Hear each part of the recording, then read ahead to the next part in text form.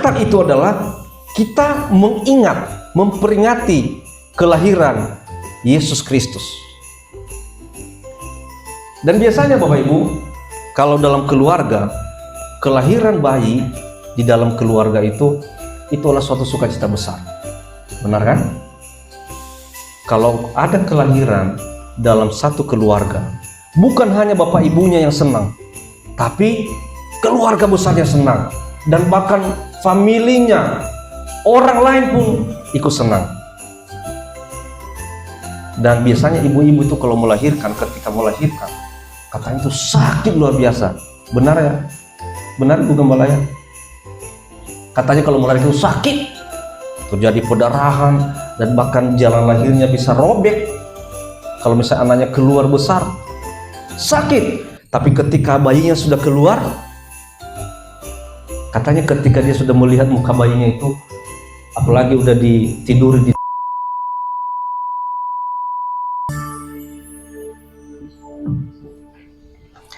puji Tuhan. Haleluya. Sekali lagi yang semangat, puji Tuhan. Haleluya. Lumayan malam ini ada 100 orang yang datang. Ya, puji Tuhan lah. Amin. Amin. Katakan amin yang kencang. Amin. Amin. Haleluya. Selamat datang Bapak Harapan, Ibu Harapan dalam ibadah malam kita hari ini. Bapak Ibu yang dikasihi Tuhan, kita akan mendengarkan firman Tuhan untuk dasar renungan kita malam hari ini, untuk menyempurnakan ibadah kita.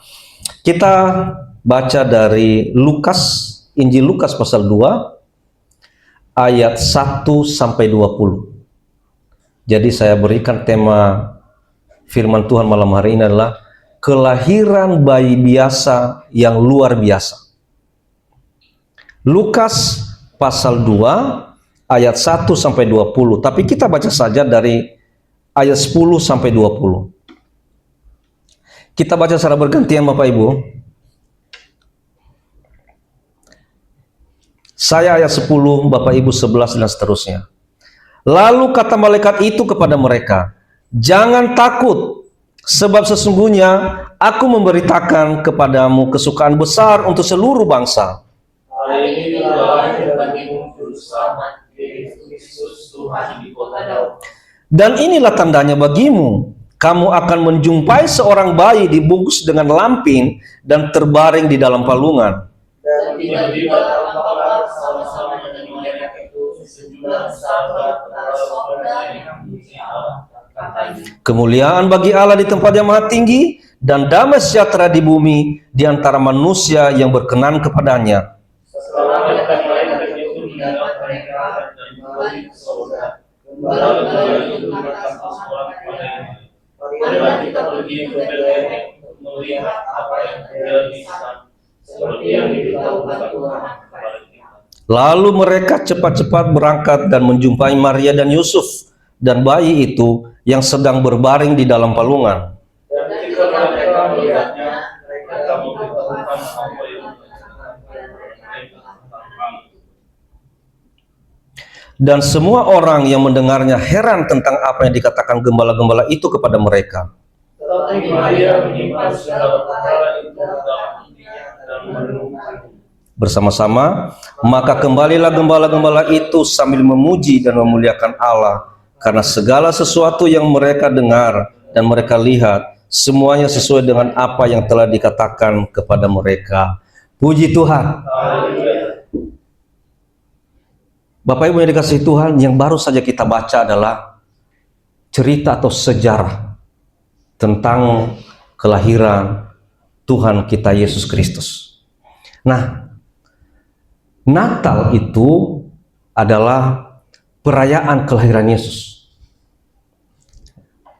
Semua udah tahu lah, kita yang lahir dari orok, lahir sebagai pengikut Kristus pasti tahu. Natal itu apa sih? Ya, perayaan kelahiran Yesus. Biasanya kalau di kampung, semua kita tahu, kalau di kampung itu biasanya kalau udah perayaan Natal, rame. Benar ya? Beli baju baru, ya, semua diganti baru. Dan bahkan di kampung itu sebenarnya lebih meriah perayaan Natal daripada di sini.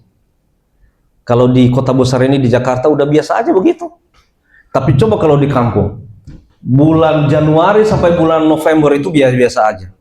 Tapi masuk bulan Desember, rame luar biasa. Yang penting pasar itu penuh, beli baju baru, yang penting baru. Nah, kalau dia punya duit, rumahnya dicat, ya semua, yang penting semua baru. Karena nanti persiapan untuk kenapa? Persiapan nanti untuk tahun baru Januari. Jadi itulah yang dilakukan, tradisi yang dilakukan oleh orang-orang percaya selama ini beratus-ratus tahun. Yang mereka lakukan ketika ada Natal, maka semua harus baru. Ya, berlomba-lomba untuk melakukan, membeli yang baru-baru lah. Ya, biar nanti kelihatan pas Natal itu kelihatan kinclong. Dan lebih parahnya lagi, saya juga melihat di kota besar ini berlomba-lomba supaya terlihat hebat. Ya, ketika Natal, ya berusaha yang penting saya datang Natal itu kelihatan saya punya mobil. Makanya kalau Natal itu, kalau mau Natal laku rental. Yang penting datang ke gereja bawa mobil, yang penting saya punya mobil, padahal mobilnya dirental, disewa, yang penting kelihatan. Nah, sebenarnya esensi Natal itu sudah mulai hilang dalam diri orang percaya. Sebenarnya esensi Natal itu bukan itu. Natal itu adalah kita mengingat, memperingati kelahiran Yesus Kristus.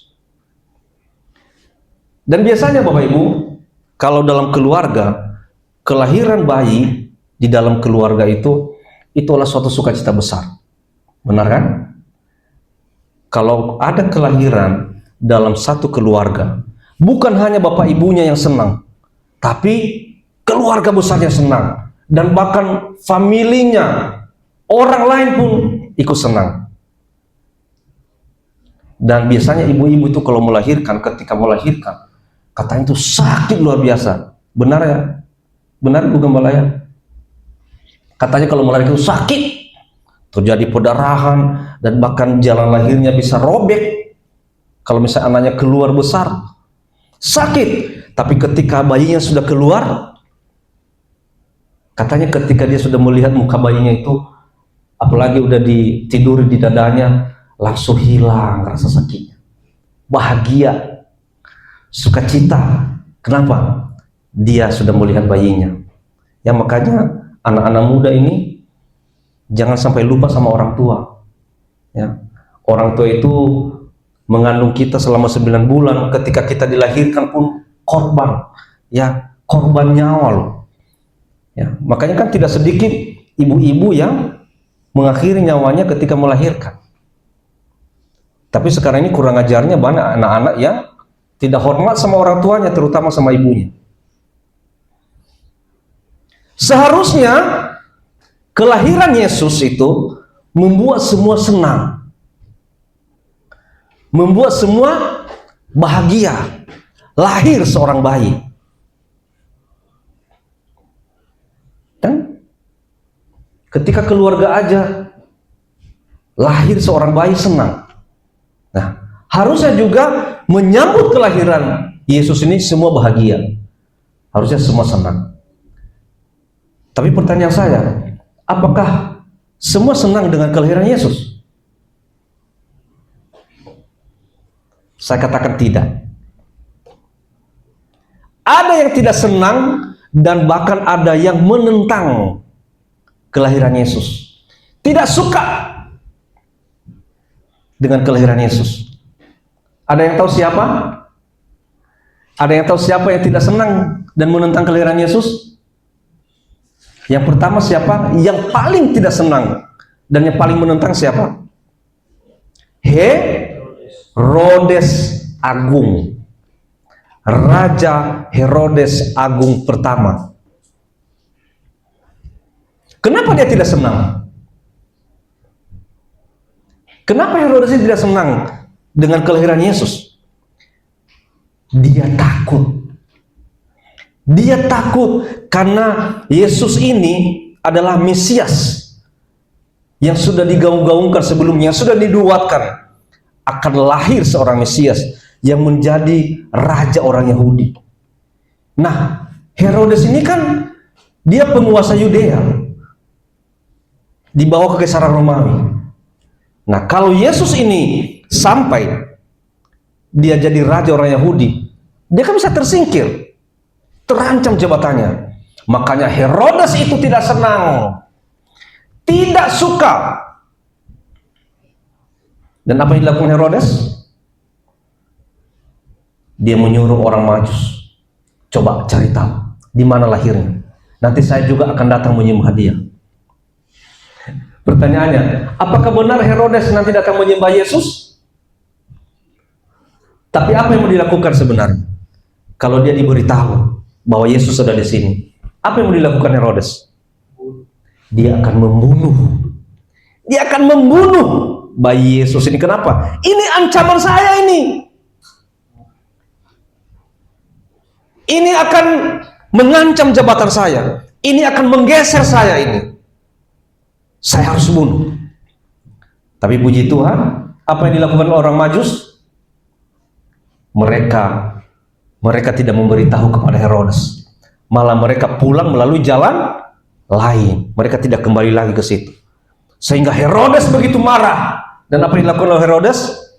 Dia membunuh semua bayi laki-laki. Dibunuh semua bayi laki-laki. Saking marahnya. Siapa Herodes ini? Herodes ini secara silsilahnya dia keturunan Edom. Edom itu keturunan siapa? Edom ini keturunan Esau. Esau itu siapa? Saudaranya Yakub. Jadi memang dari dulu ya, memang dari dulu keturunan Yakub dengan keturunan Esau ini selalu tidak pernah akur, berantem terus.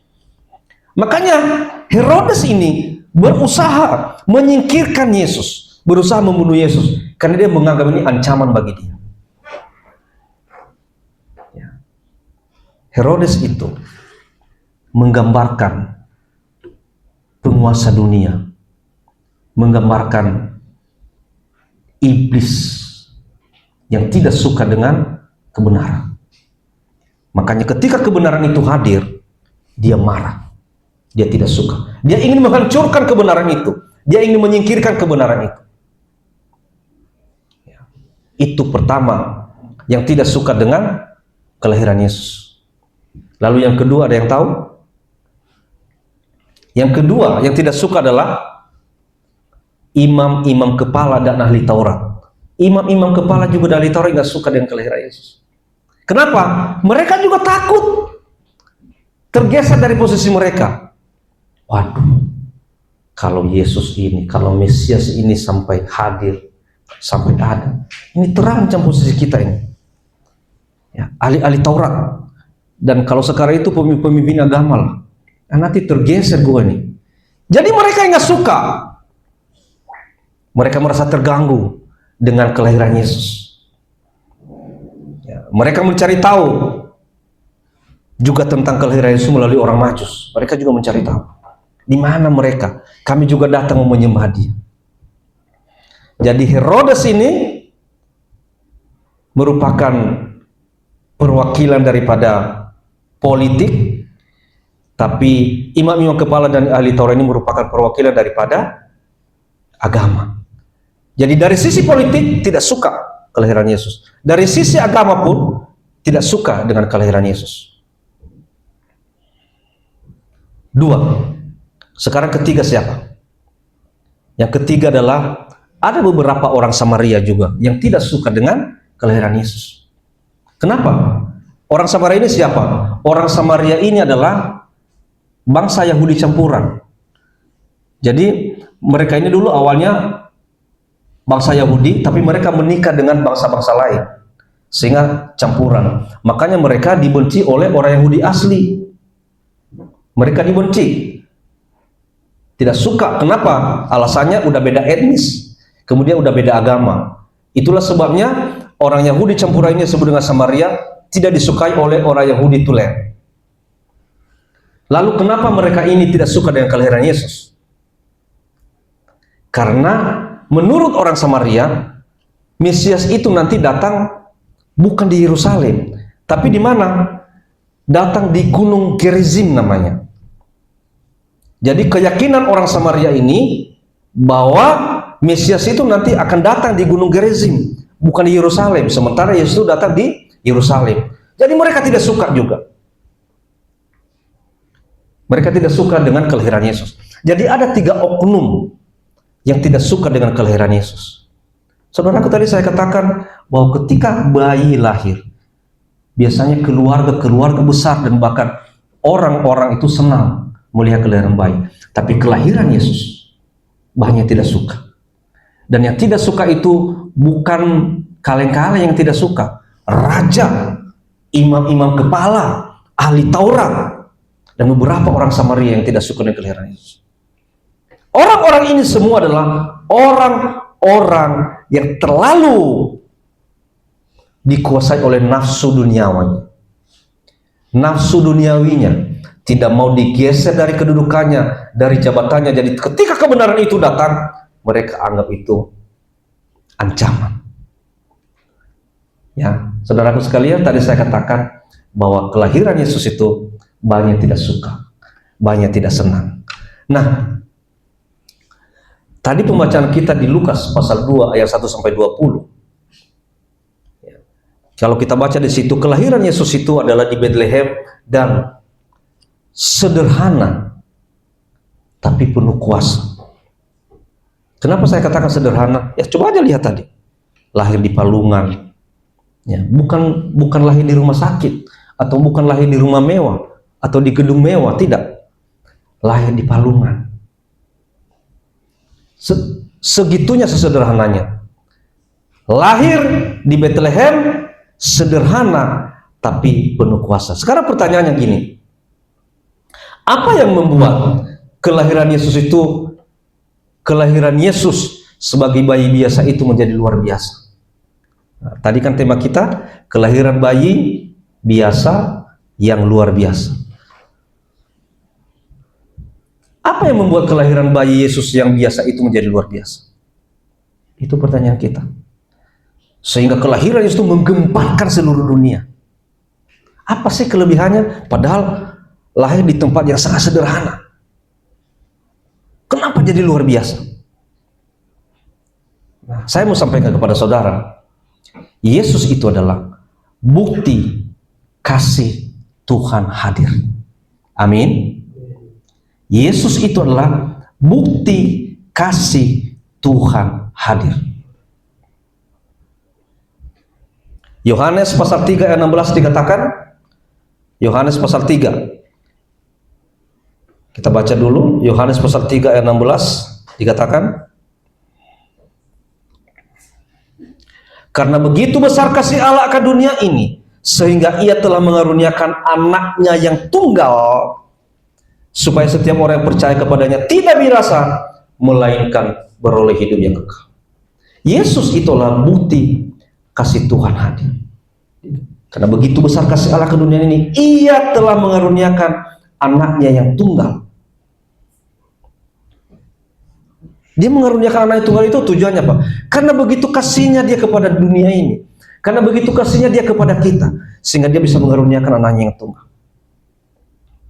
Itu bukti Tuhan itu mengasihi dunia. Apakah saudara percaya bahwa Tuhan mengasihi dunia? Amin. Percayakah Tuhan itu mengasihi dunia? Pertanyaan saya, apakah dunia mengasihi Tuhan? Sekali lagi, apakah saudara percaya Tuhan mengasihi dunia? Kok nggak pede-pede ngomongnya? Apakah saudara percaya bahwa Tuhan itu mengasihi dunia? Apakah saudara percaya bahwa dunia mengasihi Tuhan? Belum tentu. Itulah buruknya dunia ini.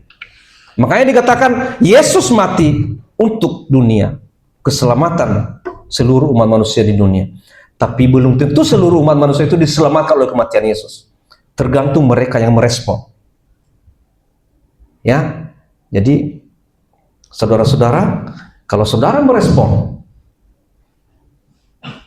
Yesus itu, kelahiran Yesus, berarti saudara diselamatkan. Saudara merespon kematian Yesus, berarti saudara diselamatkan. Kalau tidak merespon, ya, nah dikatakan tidak semua manusia itu diselamatkan oleh kematian Yesus. Ya, Yesus adalah bukti kasih Tuhan hadir. Karena begitu besar kasih Allah ke dunia ini. Ya, saudaraku, Tuhan itu mengasihi kita semua. Semua Tuhan mengasihi kita. Cuma pertanyaannya, apakah kita semua mengasihi Tuhan? Saudara yang menjawab sendiri. Tapi saya katakan, kalau saudara sampai saat ini belum sungguh-sungguh mengasihi Tuhan, bertobatlah. Karena Tuhan telah hadir bagi hidupmu saat ini.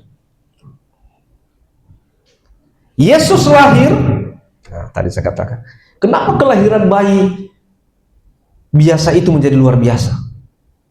Karena Yesus itu lahir pertama sebagai juru selamat. Ya, baca Lukas 2:11. Lukas 2:11.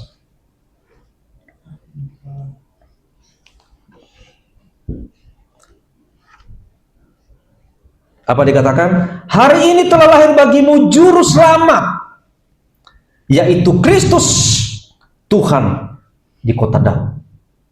Hari ini telah lahir bagimu juru selamat.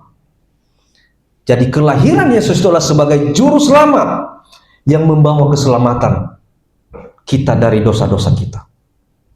Ya, itu alasan kenapa dikatakan bayi biasa di palungan jadi luar biasa. Pertama, karena dia lahir sebagai juru selamat. Yang kedua, alasannya apa? Sebagai terang dunia. Kita baca Yohanes 8:12. Yohanes pasal 8 ayat 12. Demikian firman Tuhan. Maka Yesus berkata pula kepada orang banyak, katanya, Akulah terang dunia. Barang siapa mengikut aku, ia tidak akan berjalan dalam kegelapan, melainkan ia akan mempunyai terang hidup. Kelahiran Yesus adalah merupakan terang dunia, dan dia mengusir kegelapan, dan dia mengusir dosa. Jadi jangan hanya merayakan kelahiran Yesus dengan baju baru saja, semua baru, baju baru, sepatu baru, rambut baru, kumis baru, semua. Yang rambutnya putih dicat jadi hitam, yang hitam dicat jadi putih, yang penting baru. Esensinya tidak di situ. Kelahiran Yesus itu luar biasa. Kenapa? Dia juru selamat. Kedua, dia terang dunia. Yang ketiga, dia pemberi damai. Kita baca Lukas 2:14. Lukas 2:14 dikatakan apa? Kemuliaan bagi Allah di tempat yang maha tinggi, dan damai sejahtera di bumi di antara manusia yang berkenan kepadanya. Kelahiran Yesus membawa damai, memberi damai. Damai bagi manusia dengan Tuhan. Ya. Ketika manusia itu jatuh dalam dosa, maka terputuslah hubungan manusia dengan Tuhan. Kehadiran Yesus itu menyambung itu kembali, memberi damai. Damai bagi manusia dengan Tuhan. Saudara yang dikasihi Tuhan, kalau saya memberikan sebuah ilustrasi, kelahiran Yesus itu adalah bagaikan seorang dokter spesialis yang hebat datang ke pedesaan yang paling terpencil untuk mengobati penyakit wabah yang luar biasa. Itulah kelahiran Yesus. Seorang dokter spesialis yang hebat luar biasa, dia datang ke tempat yang paling terpencil untuk mengobati penyakit wabah. Dosa-dosa manusia itu bagaikan penyakit wabah, tapi Yesus datang untuk mengobati ini, termasuk saya dan saudara semua. Puji Tuhan. Saudaraku, hargai kelahiran Yesus. Tidak hanya sekedar mengubah ini menjadi baru-baru, tapi kalau mengubah hidupmu menjadi baru, itu benar. Ya. Membangun kembali imanmu, meningkatkan kerohanianmu, mendewasakan kerohanianmu, itu baru benar menyambut kelahiran Yesus. Tapi kalau hanya sekedar mengganti sepatu, mengganti baju, mengganti celana, mencat rumah, cat kumis, cat rambut dan sebagainya, itu bukan esensi daripada Natal. Yang tadinya tidak pakai kawat gigi, kenapa mau Natal?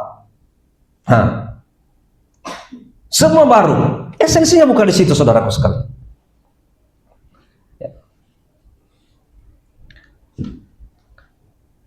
Haleluya. Biar kita mengerti kenapa kita merayakan kelahiran Yesus. Jangan merayakan Natal itu hanya karena tradisi, tapi rayakanlah Natal itu dengan hidupmu yang baru. Amin. Mengapa penting kelahiran Yesus itu? Mengapa penting bagi kita kelahiran Yesus? Tadi kan kenapa dia luar biasa? Karena dia juru selamat, karena dia terang dunia, karena dia pemberi damai. Sekarang kenapa penting kelahiran Yesus? Pertama, Yesaya pasal 7 ayat 14. Yesaya pasal 7 ayat 14. Coba kita baca. Sebab itu Tuhan sendirilah yang akan memberikan kepadamu suatu pertanda. Sesungguhnya seorang perempuan muda mengandung dan akan melahirkan seorang anak laki-laki, dan ia akan menamakan dia apa?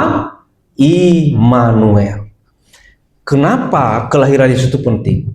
Karena untuk memenuhi janji Tuhan.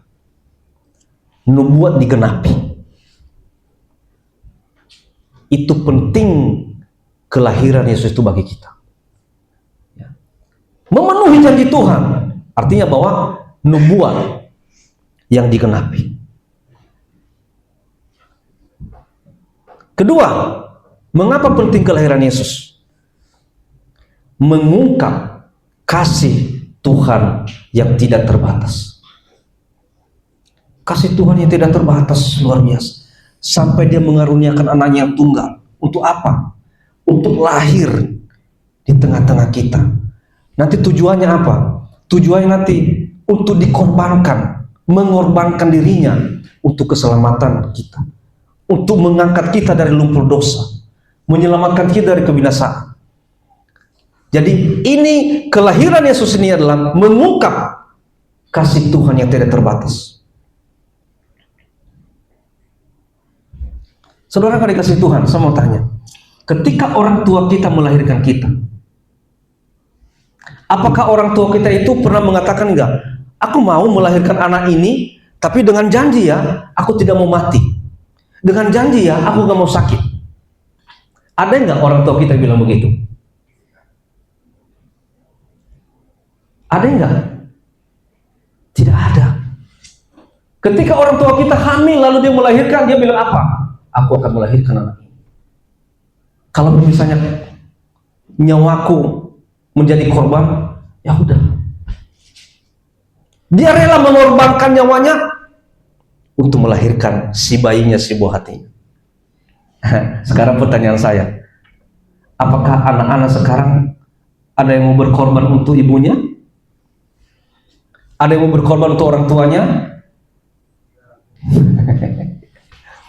Orang tuanya lagi susah. Aku mau mengorbankan apa aja lah. Yang penting orang tuaku tidak susah. Aku mau mengorbankan apa aja lah. Yang penting orang tuaku bisa keluar dari penderitaan. Ada nggak anak-anak sekarang kalau dilarang? Jangan begini, jangan begitu. Jangan banyak main gadget. Jangan banyak main HP. Jangan banyak main. Ada nggak anak-anak yang langsung dengar? Ada nggak anak-anak yang dengan senang hati nurut apa kata orang tuanya? Mungkin nurut sih, mungkin nurut, tapi bukannya manyun. Ada yang nurut, stop main gadget. Berubah nggak mukanya? Langsung berubah. Tadinya dari datar jadi monyong. Jadi monyong mukanya. Kenapa? dilarang main gadget. Padahal sebenarnya kalau dia berhenti main gadget, orang tuanya senang. Minimal engkau menyenangkan orang tuamu dengan mengikuti aturannya, mengikuti perintahnya. Ya loh, orang tuamu tadi mau melahirkan kamu, dia berani loh mengorbankan nyawanya. Tapi kenapa kalau orang tua menegur kita ketika kita sudah besar? Ngambek, tantrum, mukanya manyun, monyong, apalah. Banting pintu, padahal pintu bisa dibuka biasa kan? Enggak, bukanya pakai kaki, gubrak, wah.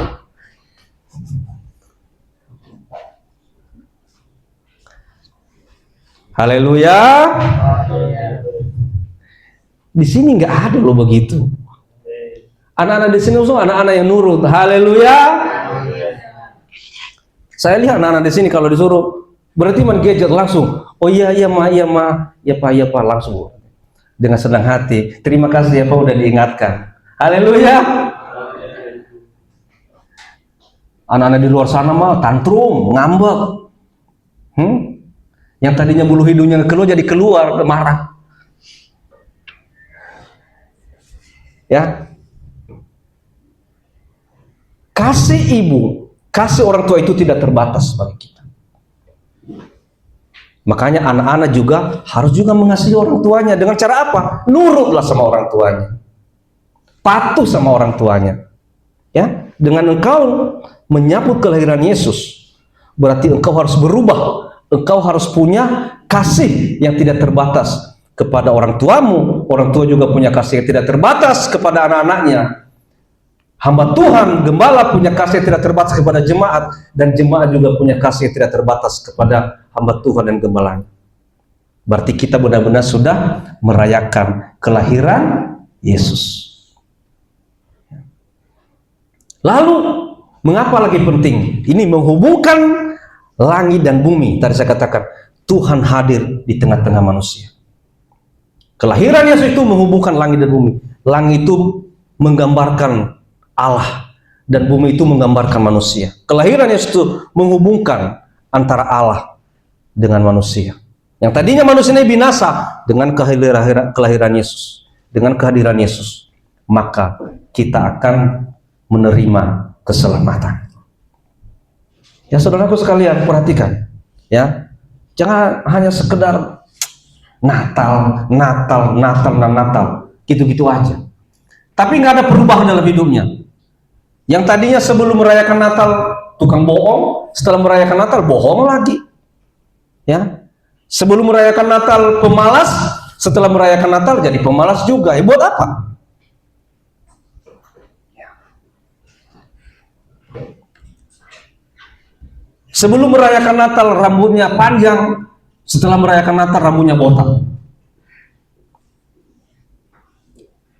Ya.